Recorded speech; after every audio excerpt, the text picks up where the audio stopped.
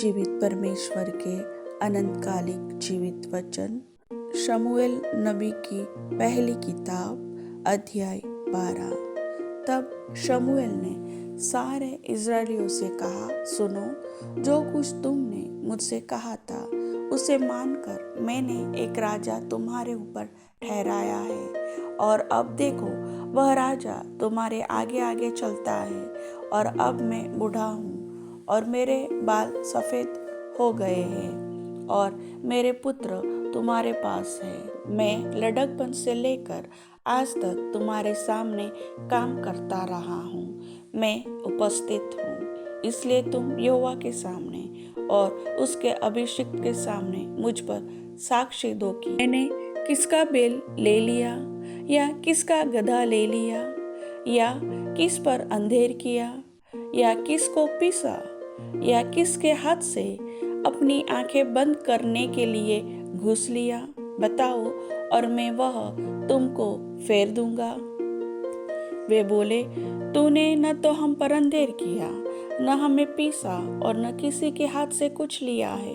उसने उनसे कहा, आज के दिन यहोवा तुम्हारा साक्षी और उसका अभिषिक्त इस बात का साक्षी है कि मेरे यहाँ कुछ नहीं निकला।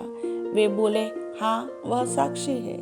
फिर शमूएल लोगों से कहने लगा, जो मूसा और हारून को ठहराकर तुम्हारे पूर्वजों को मिस्र देश से निकाल लाया, वह यहोवा ही है। इसलिए अब तुम खड़े रहो और मैं यहोवा के सामने उसके सब धर्म के कामों के विषय में जिन्हें उसने तुम्हारे साथ और तुम्हारे पूर्वजों के साथ किया है, तुम्हारे साथ विचार करूंगा। याकूब मिस्र में गया और तुम्हारे पूर्वजों ने यहोवा की दुहाई दी। तब यहोवा ने मूसा और हारून को भेजा और उन्होंने तुम्हारे पूर्वजों को मिस्र से निकाला और इस स्थान में बसाया। फिर जब वे अपने परमेश्वर यहोवा को भूल गए, तब उसने उन्हें हासोर के सेनापति सीसरा और पलिस्तियों और मोआब के राजा के अधीन कर दिया और वे उनसे लड़े। तब उन्होंने यहोवा की दुहाई देकर कहा, हमने यहोवा को त्याग कर और बाल देवताओं और अस्तोरेत देवियों की उपासना करके महापाप किया है। परंतु अब तू हमको हमारे शत्रुओं के हाथ से छुड़ा, तो हम तेरी उपासना करेंगे। ये यहोवा ने यरूब्बाल, बदान, यिप्तह और शमूएल को भेजकर तुमको तुम्हारे चारों ओर के शत्रुओं के हाथ से छुड़ाया और तुम निडर रहने लगे।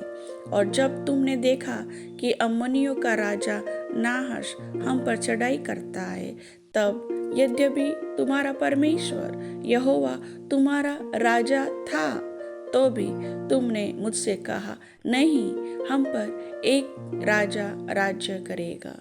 अब उस राजा को देखो जिसे तुमने चुन लिया और जिसके लिए तुमने प्रार्थना की थी। देखो, यहोवा ने एक राजा तुम्हारे ऊपर नियुक्त कर दिया है। यदि तुम यहोवा का भय मानते, उसकी उपासना करते, उसकी बात सुनते रहो और यहोवा की आज्ञा को टालकर उससे बलवा न करो, और तुम और वह जो तुम पर राजा हुआ है दोनों अपने परमेश्वर यहोवा के पीछे पीछे चलने वाले बने रहो, तब तो भला होगा। परंतु यदि तुम यहोवा की बात न मानो और यहोवा की आज्ञा को टालकर उससे बलवा करो, तो यहोवा का हाथ जैसे तुम्हारे पुरखाओं के विरुद्ध हुआ, वैसे ही तुम्हारे भी विरुद्ध उठेगा। इसलिए अब तुम खड़े रहो और इस बड़े काम को देखो जिसे यहोवा तुम्हारी आंखों के सामने करने पर है। आज क्या गेहूं की कटनी नहीं हो रही? मैं यहोवा को पुकारूंगा और वह मेघ गरजाएगा और मैं बरसाएगा। तब तुम जान लोगे और देख भी लोगे कि तुमने राजा मांगकर यहोवा की दृष्टि में बहुत बड़ी बुराई की है। तब शमूएल ने यहोवा को पुकारा और यहोवा ने उसी दिन मेघ गरजाया और मैं बरसाया और सब लोग यहोवा से और शमूएल से अत्यंत डर गए।